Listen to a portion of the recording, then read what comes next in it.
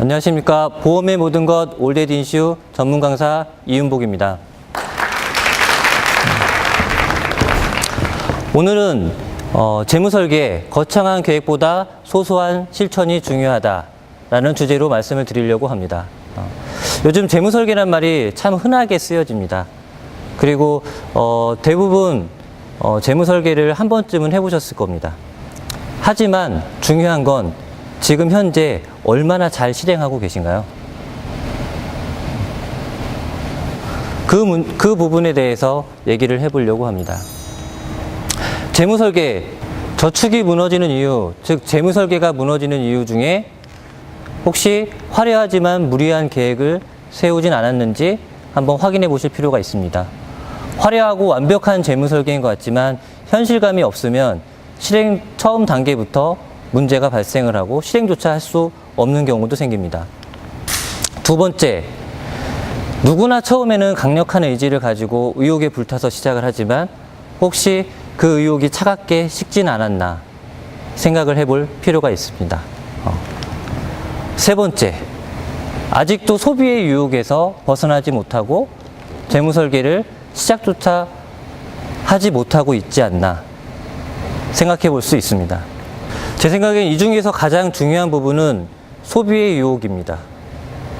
우리가 재무설계를 하는데 가장 큰 걸림돌이 사실은 소비의 유혹으로부터 벗어나지 못하는 것입니다.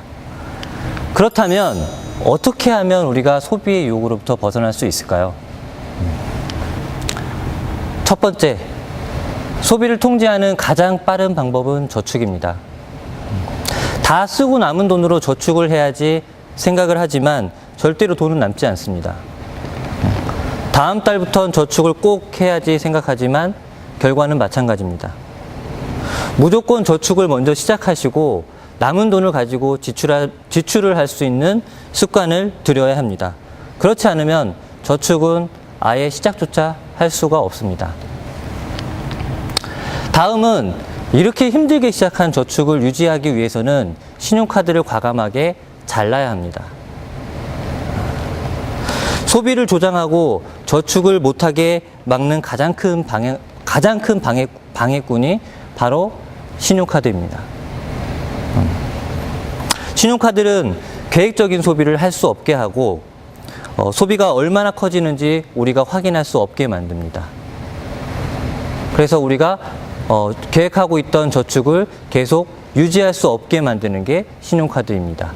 그래서 신용카드를 과감하게 자르고 체크카드로 전환해서 계획된 지출을 할 수 있도록 습관을 바꾸셔야 합니다. 그래야지 우리가 힘들게 시작한 저축을 계속 유지해 갈 수가 있습니다. 다음은 그 저축을 지키기 위해서는 돈을 묶어야 된다는 겁니다. 이상하게도 저축이 만기가 가까워지면 우리 집의 냉장고의 소음이 커집니다. 그리고 이상하게 우리 집에 있는 TV는 작아 보입니다. 그리고 전시장에 있는 신차에 자꾸 눈길이 가게 되죠. 그런 소비의 유혹들이 수도 없이 많습니다. 정말 강한 의지로 참아낸다 하더라도 내가 돈을 가지고 있다면 주변에 친한 친구가 돈을 빌려달라고 합니다. 돈을 안 빌려줄 수 있습니까?